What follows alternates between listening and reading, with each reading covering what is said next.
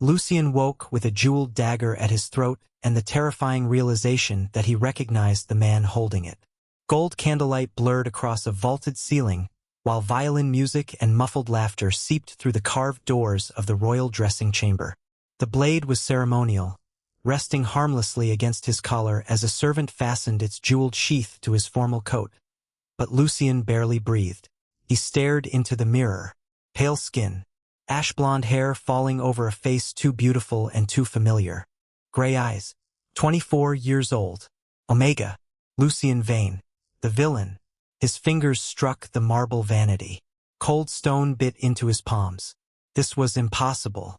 Minutes ago, or what felt like minutes ago, he had known this man only as a character destined for ruin. Lucien Veyne, infamous noble Omega, manipulative court menace, obsessive shadow of Alpha King Alaric Draven. According to the story he remembered, Lucien would eventually push too far, turn the court against himself, and meet a disastrous ending after refusing to let the king go. Now he was wearing Lucien's face. "My lord?" the servant asked. Lucien swallowed. "What day is it?" The answer made his stomach drop. Tonight was the Winter Ascension Banquet, the beginning of Lucien Veyne's final downward spiral. Beyond the doors, brass trumpets sounded. Warm air carried roasted spices, beeswax, and expensive perfume from the grand hall. Lucien grabbed the servant's sleeve. "Is King Alaric already there?" The servant blinked.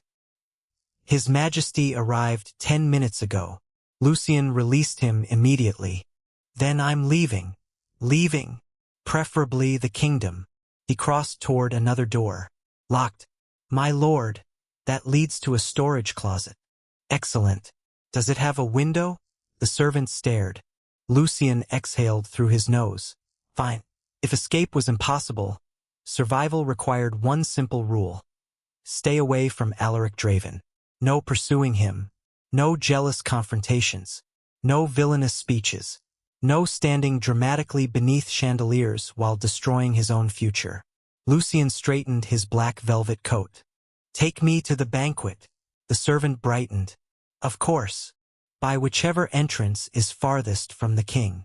The grand hall glittered like the inside of a crown. Crystal chandeliers burned overhead, silverware chimed against porcelain, and hundreds of nobles filled the room beneath crimson banners embroidered with the royal wolf. At the far end stood Alaric. Lucien stopped so abruptly someone nearly collided with him.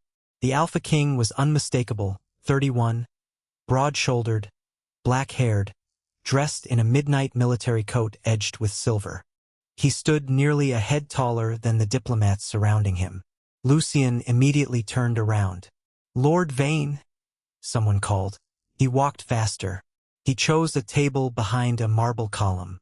When Alaric moved toward the eastern side, Lucien moved west. When the king entered the gallery, Lucien discovered urgent interest in a bowl of decorative oranges. For 40 minutes, his strategy worked perfectly. Then the orchestra stopped. Lucien reached for a glass of water. A cedar scent reached him first. His hand froze. Conversation around him faded. He looked up. Alaric stood 6 feet away. The king was not glaring. That would have made sense. Instead, his blue eyes remained fixed on Lucien with an expression Lucien could not reconcile with the story in his head. "You've avoided me all evening," Alaric said. Lucien carefully lowered the glass. "Have I? You crossed the ballroom 3 times to accomplish it. Exercise is important." Several nearby nobles stared into their drinks. Alaric stepped closer. Lucien stepped backward. Something flickered across the king's face. "Lucien," hearing his name spoken that softly was worse than anger. "Your Majesty, whatever I was planning to do tonight, I've reconsidered." Alaric's brow tightened. "Planning? I won't interfere with you anymore." Lucien forced the words out quickly. "No pursuing you. No scenes. No obsession. Starting tonight, I intend to stay completely out of your life." A champagne glass slipped from someone's hand and shattered against the marble. Alaric did not even glance toward it. His gaze remained on Lucien. Then the Alpha King asked, very quietly, "Is this your answer to me?" Lucien's mouth went dry.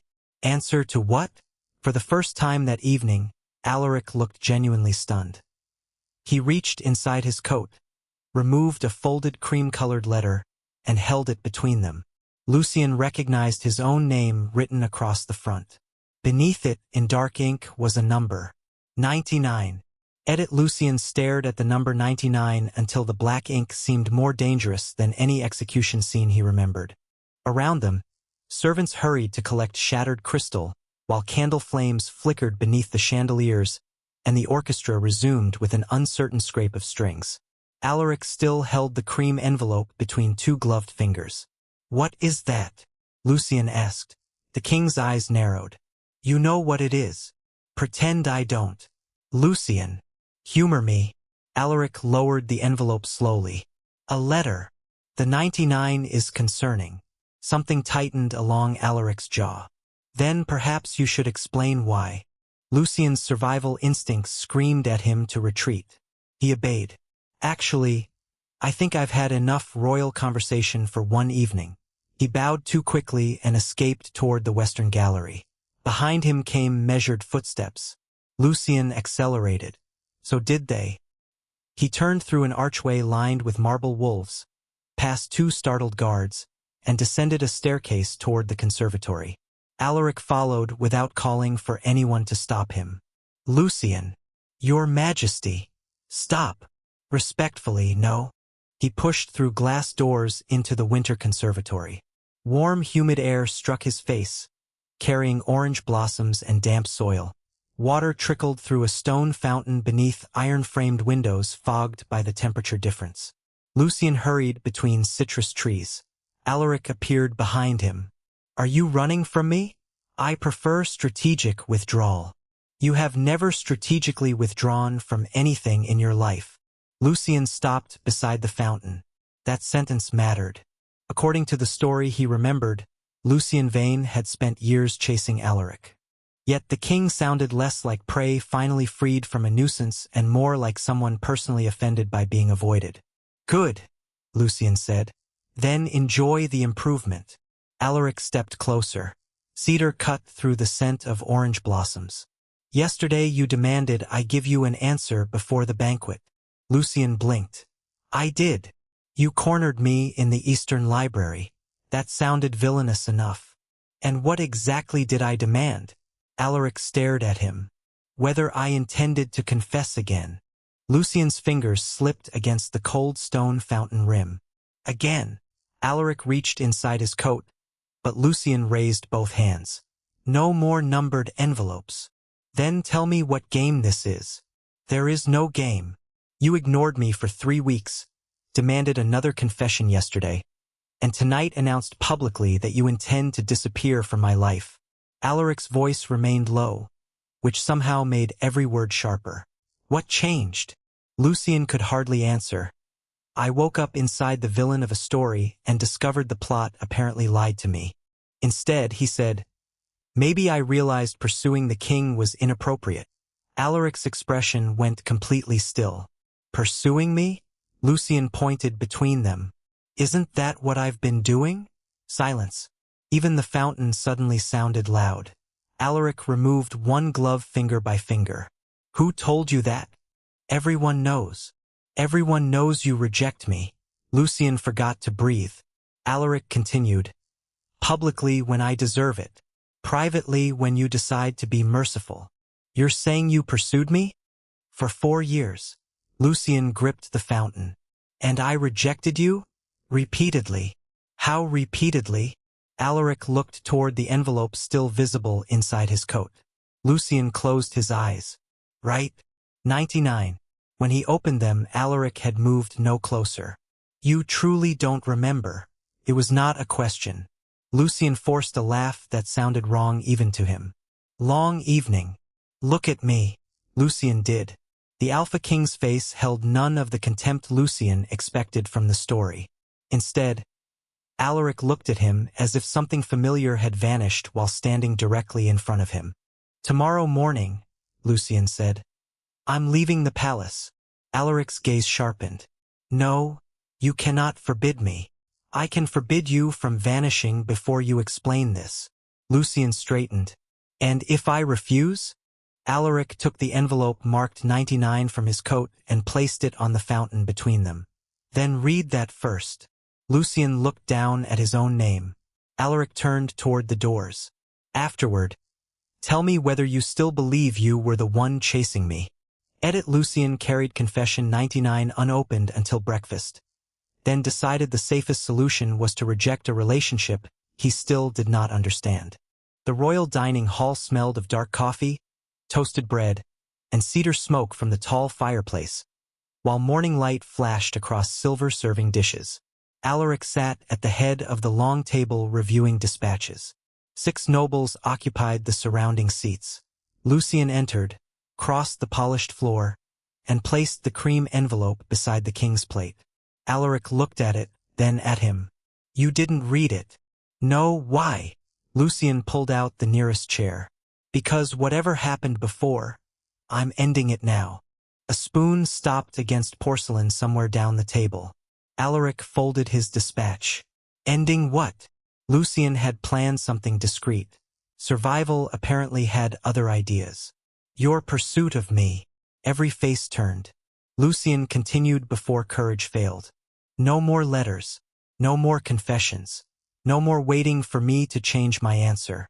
You're free to court whoever you want, and I will never interfere again. The room became so quiet that burning wood cracked sharply inside the fireplace. Alaric's fingers closed around his water glass. A thin fracture appeared beneath his thumb. Lucien stared at it. The king immediately set the glass down. Leave us, Alaric said. Chairs scraped backward. Within moments, the doors closed behind the last noble. Lucien remained seated. Well, he said, that could have gone worse. Could it? Alaric stood. You announce before witnesses that 4 years of my life are finished. Yet you refuse even to read what I wrote? You've already been rejected 98 times. I'm trying to save us both paperwork. Alaric stared at him. You used to make that joke. Lucien's mouth closed. What? After confession 43. Alaric walked toward him but stopped across the table.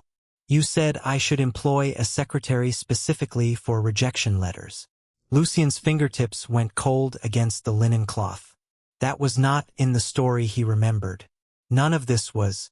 Why did you keep asking? Because your reasons kept changing. Meaning, at 20 you said I confused gratitude with affection. At 21, you said the council would destroy any Omega with your reputation.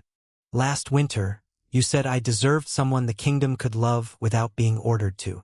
Alaric's voice roughened on the final words. Yesterday you asked whether I would try once more. Lucien looked toward the envelope. 99. And I still rejected you? You never answered. Alaric pushed the letter toward him. Until tonight. Lucien stood so quickly the chair legs dragged across stone. Then consider tonight final.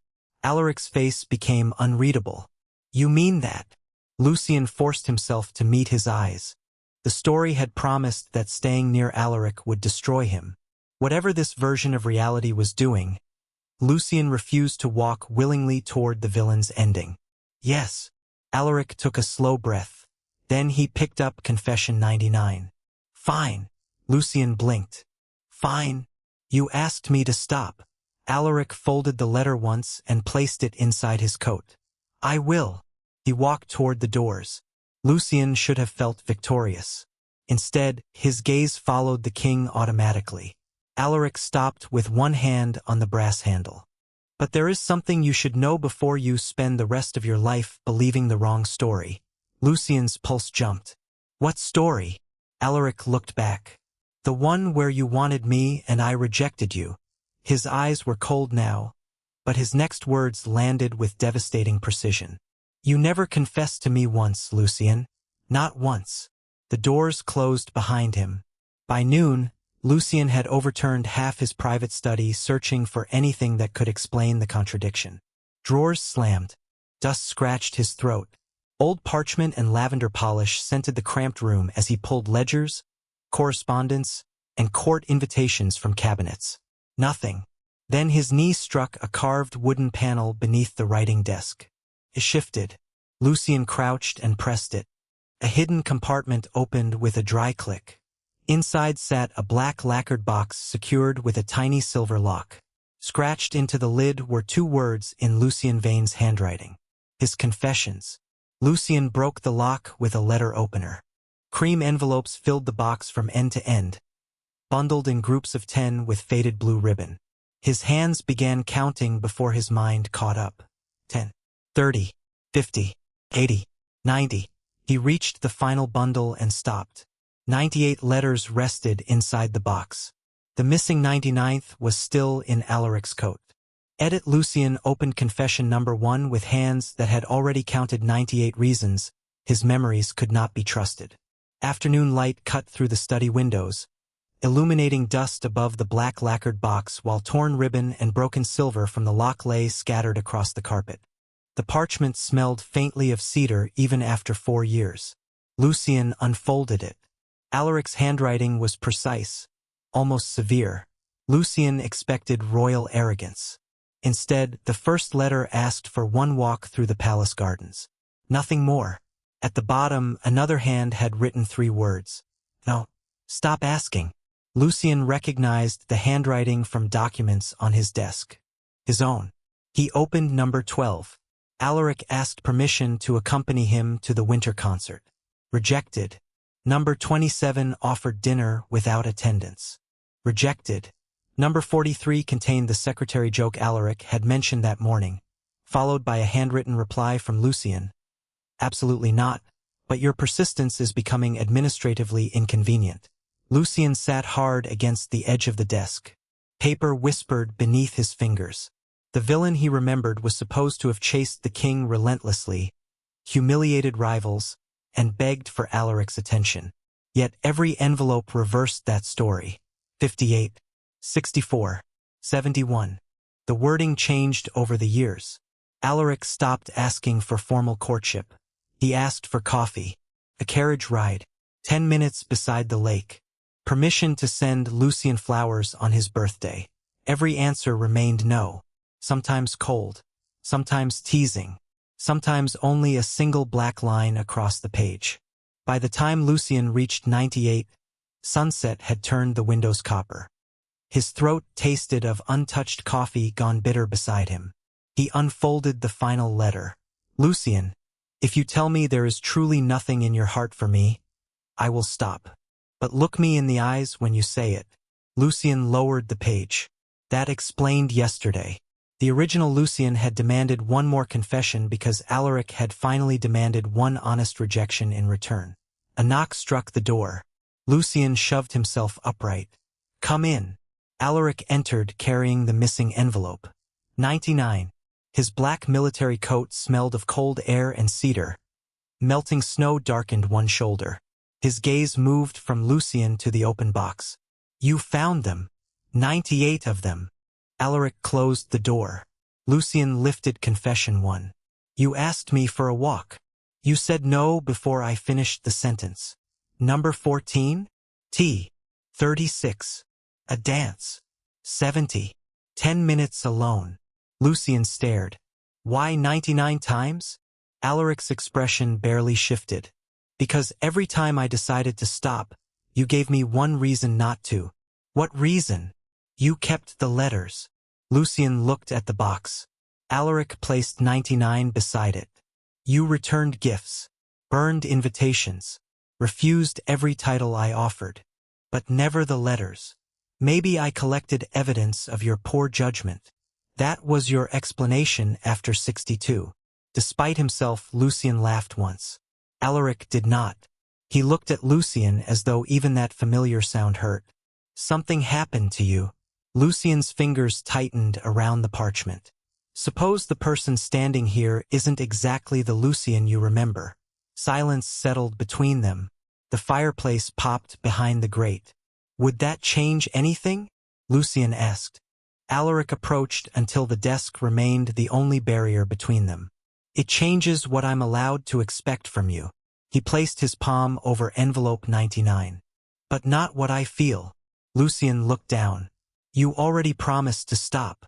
I did. Alaric slid the letter toward him. So this is not number 100. Then what is it? The confession you asked me for yesterday, before everything changed. Lucien stared at the sealed envelope. Alaric stepped back. Read it or burn it. Keep it or throw it away. I won't ask again. He turned toward the door. Lucien broke the seal. The paper contained only 2 sentences. I have loved every version of you that refused me. If there is a version of you who might someday choose me, I would like the chance to meet him. Lucien's breath caught. Alaric. The king stopped. Lucien looked from the 99 letters to the man who had written every one. The story he remembered had made Lucien the obsessed villain and Alaric the unwilling prize. The evidence covering the desk said otherwise. Don't confess 100th time, Lucien said. Alaric's shoulders stiffened. Lucien carefully folded number 99 and placed it back among the others. If there's another confession between us, I need to decide who makes it. Edit for 3 days. Alaric did exactly what Lucien asked, and somehow that was worse than confession number 100. No letters appeared beneath Lucien's door. No cedar scent lingered outside his study. At breakfast, Alaric discussed border tariffs with his ministers and never once looked toward Lucien's empty chair. By the 4th evening, Lucien found himself carrying confession 99 through the royal library, as if the folded parchment might explain why silence felt heavier than pursuit. Rain tapped against the 20-foot windows, firelight glowed across walnut shelves, and the room smelled of leather bindings and damp stone. Alaric stood alone beside a reading table, sorting documents beneath a green glass lamp. Lucien stopped opposite him. You're avoiding me. Alaric continued stacking papers. You told me not to confess again. I didn't tell you to become furniture. You also announced that you intended to stay completely out of my life. Lucien winced. I may have overcommit. Alaric finally looked up. What do you want, Lucien? That question had become terrifying because Lucien no longer knew which answers belonged to the man whose body he inhabited and which belonged to himself. He placed number 99 on the table. I want to understand why he kept saying no. Alaric's fingers stopped. Lucien corrected himself quickly. Why I kept saying no. The king studied him for several seconds, then pulled out the chair opposite his own. Sit. Lucien did. Alaric opened a drawer and removed a slim ledger bound in dark blue leather. You gave me this 2 years ago. Lucien opened it. Inside were lists of noble houses, political alliances, marriage proposals, and notes written in his own hand. Besides several names appeared warnings. Would control northern grain routes, demands Omega succession clause, hostile to royal reforms. Lucien turned another page. More names. More calculations. What is this? Every politically advantageous marriage my council proposed for me. And I investigated them? You destroyed most of them. Lucien looked up sharply. That sounds villainous. It was. Alaric's mouth almost curved. You insulted one duke during dinner, exposed another family's impossible contract terms before council, and publicly called Lord Caro's proposal a wedding-shaped hostage agreement. Lucien rubbed his forehead. That definitely sounds like me. It sounded like you. Alaric leaned against the table. The court decided you were jealous. You encouraged them to believe it. Lucien turned the pages faster. Why? Because if they believed you were a possessive Omega obsessed with me, they blamed you instead of challenging the crown directly. Lucien's hand stopped.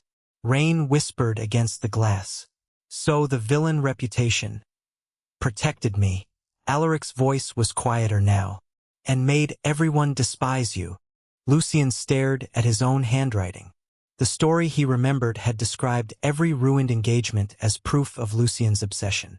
Here, each scandal had a political reason written neatly in ink. Then why reject you 99 times? Alaric's gaze dropped to the final confession. You told me after number 87. Lucien waited. You said a king could survive loving a hated Omega privately.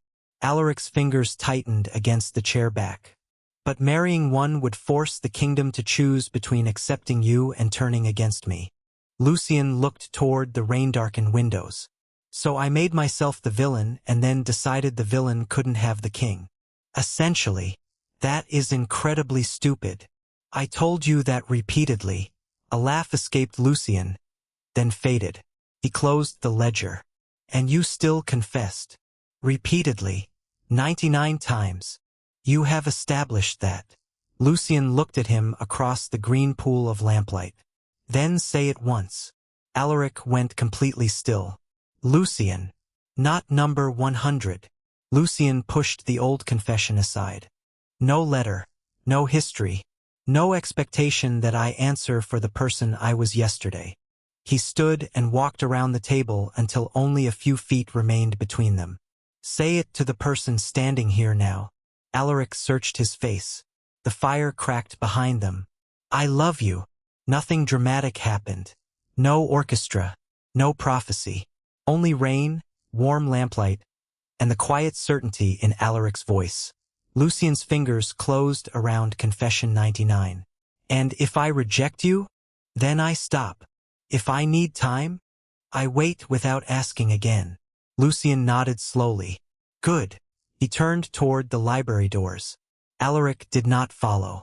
Lucien reached the threshold, then looked back at the Alpha King who had spent 4 years making the same choice and had finally surrendered control of what happened next. Keep tomorrow evening free. Alaric's brow lifted. Why? Lucien held up the 99th letter. Because for once, I'm going to decide what happens after a confession. Edit the next evening. Lucien arrived at the royal council chamber expecting dinner with Alaric and found 12 marriage contracts waiting instead. Candlelight burned against polished blackwood. Ceiling wax scented the warm room with pine resin, and a row of silver-framed portraits watched from the stone walls. Alaric stood at the far end of the table in his formal military coat, one hand resting beside a stack of documents. You said to keep the evening free, he said. Lucien stared at the contracts. I was planning something considerably less bureaucratic. So was I. The council doors opened behind him. 3 senior ministers entered, followed by attendants carrying heraldic folders.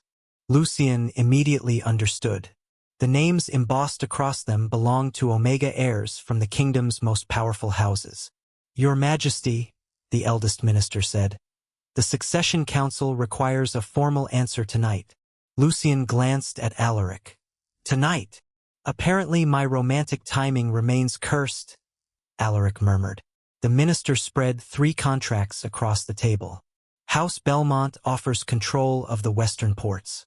House Arden offers grain guarantees. House Vale offers military support. Lucien recognized every structure from the blue ledger. Different names. Same trap. And what does each house receive? He asked. The minister's mouth tightened. Lord Veyne, this concerns the crown. Which is precisely why I asked. Lucien pulled the Belmont contract toward himself. Paper rasped beneath his fingers. He scanned the clauses beneath the gold seal. Royal appointments, trade privileges, inheritance concessions. By page 6, Belmont would effectively control half the council. Lucien pushed it away. Terrible.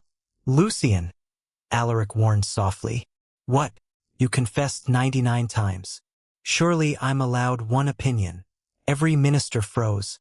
Alaric closed his eyes for half a second. You just told the royal council. They were going to hear eventually. Lucien opened the Arden contract. This one is worse. Lord Veyne, the eldest minister snapped.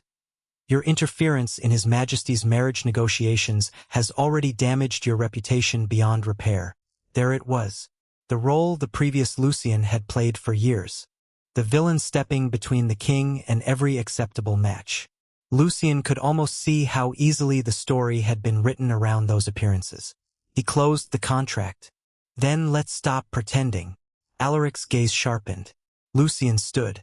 You all call me possessive because that explanation is convenient. You say I sabotage His Majesty's marriages because I want him for myself. Do you deny it? Another minister asked. Lucien looked at Alaric. Cedar, hot wax, and old parchment filled the space between them. Yes. Alaric's face became perfectly still. Lucien continued before the word could wound more deeply than intended. I deny that jealousy was the reason. He lifted Belmont's contract. This gives one family authority over royal appointments. He lifted Arden's. This makes food security dependent upon a marriage remaining politically favorable. The third landed beside them, and this one turns the king's spouse into a permanent vote for House Vale. Lucien faced the council. Those aren't marriage proposals. They're purchase agreements. Nobody answered. Alaric looked at him with the same expression he had worn in the library, only now something raw had entered it. "You remember," he said. Lucien shook his head. "No, I understand." That distinction silenced the room. He gathered the contracts, carried them to the fireplace, and held them above the flames. "Lucien," the minister barked. Lucien looked toward Alaric. "Your documents. Your decision." Alaric stepped forward, took the contracts from Lucien, and dropped all three into the fire. Wax hissed. Gold-edged parchment curled black beneath orange flames. The eldest minister went pale. "Your Majesty, the council requires an engagement announcement before tomorrow's assembly. Then tomorrow they will receive my answer." "And what answer is that?" Alaric's eyes remained on Lucien. "That I will not marry anyone for the privilege of surrendering my crown." The ministers left minutes later, their footsteps striking angrily down the corridor. Lucien watched the last contract collapse into ash. "I suppose dinner is cancelled." "Lucien," Alaric's voice stopped him. "You asked why the man before you rejected me." Lucien turned. Alaric held Confession 99, which Lucien had left on the table earlier. "Now you know. Because he thought loving you would weaken you." "Yes. He was wrong." Alaric stepped closer. "Can you prove that?" Lucien looked toward the council doors, then at the ashes of 3 politically perfect marriages. Tomorrow the entire court would expect the king to choose an Omega. For 4 years, Lucien Veyne had protected Alaric by standing beside him while pretending he wanted nothing. Lucien reached out and took Confession 99 from the king's hand. "Tomorrow," he said, "I'm going to protect you differently." Edit by noon. Every noble in the royal assembly expected Alaric to announce a politically acceptable Omega, and Lucien walked in wearing the colors everyone hated. His black formal coat cut sharply against the court's pale ceremonial silks, silver embroidery catching beneath hundreds of candle flames, while whispers rolled through the vaulted chamber like dry leaves. The air smelled of beeswax, winter roses, and hot metal from the enormous braziers lining the walls. Alaric sat beneath the carved royal wolf, motionless in midnight blue, but his eyes found Lucien the instant he entered. Lucien did not take his customary place near the rear columns. He walked straight down the center aisle. The whispers sharpened. "Lord Veyne," the eldest minister called. "This assembly concerns His Majesty's marriage." "I know." Lucien stopped 20 feet from the throne. "That's why I'm here." Alaric leaned forward slightly. "Lucien." It was a warning and a question at once. Lucien reached inside his coat and touched the folded edge of Confession 99. Then he faced the court. Yesterday, 3 marriage contracts were presented to the king. Several nobles shifted. All 3 demanded pieces of royal authority in exchange for an Omega spouse respectable enough to satisfy this room. The minister struck his staff against the marble. The crack echoed beneath the dome. "You have no standing to address the assembly." "Then give me some." Silence fell. Even Alaric moved. Lucien climbed the final step toward the throne and turned so the entire court could see him beside the Alpha King. "For years you called me jealous whenever I opposed a royal marriage. You called me manipulative when I exposed contracts designed to control him. You called me a useless scandal because that was easier than admitting the king needed someone willing to say what everyone else was afraid to say." The minister's face hardened. "And now you expect us to believe your interference was selfless?" Lucien looked at Alaric. "No, that answer unsettled the room more than denial would have. I'm saying motives don't matter as much as choices." He removed Confession 99 and held it where Alaric could see. "This man has made his choice 99 times. Alaric's lips parted. A ripple traveled through the nobles. Lucien continued, voice steady. And 99 times Lucien Veyne told him no. The minister stared. What nonsense is this? Ask your king. Hundreds of faces turned toward Alaric. He rose. The movement alone silenced the chamber. It is true. A stunned murmur erupted. 99? Someone whispered. The king? Another voice answered.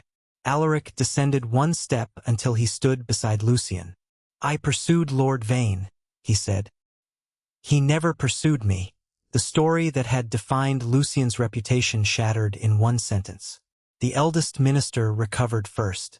Even if that is true, Lord Veyne remains unsuitable for the crown. Lucien almost smiled. There it was. The argument the previous Lucien had feared enough to reject Alaric 99 times. Then don't crown me. Alaric turned sharply toward him. Lucien kept his eyes on the council. Nobody is announcing a marriage today. Nobody is demanding the king choose me. I'm demanding something simpler. He placed the folded confession on the arm of Alaric's throne. Let him choose for himself.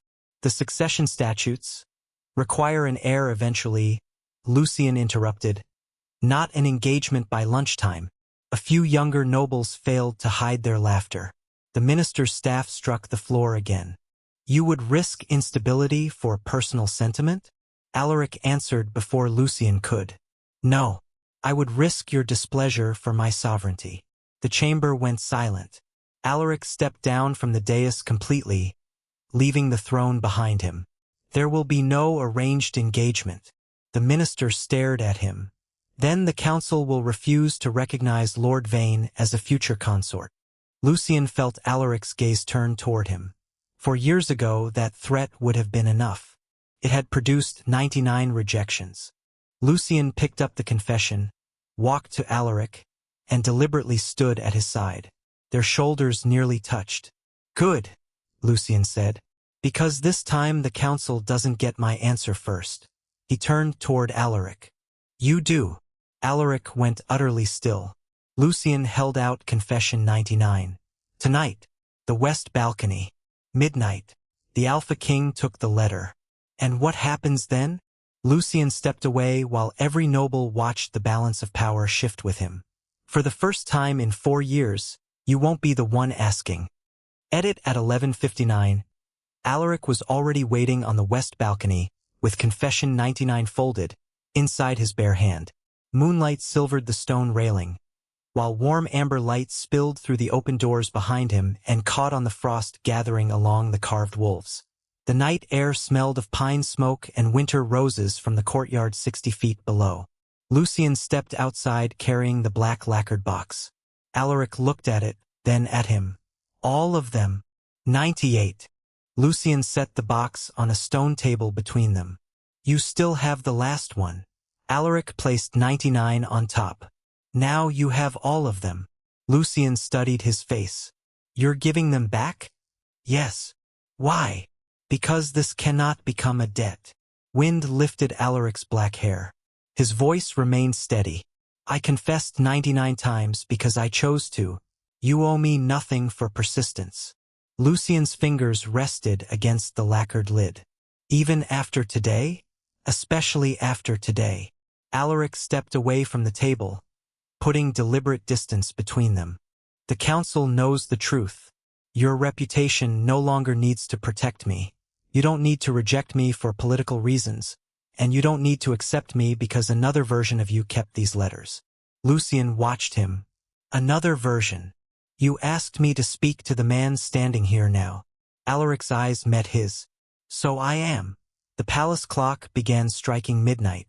One deep bell rolled across the courtyard. Then another. Lucien opened the box.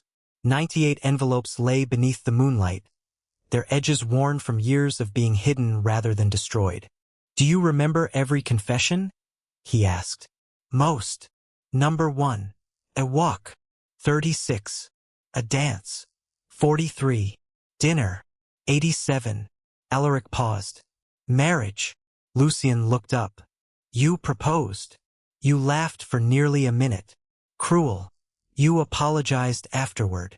The 5th bell sounded. Lucien touched number 87 but did not open it.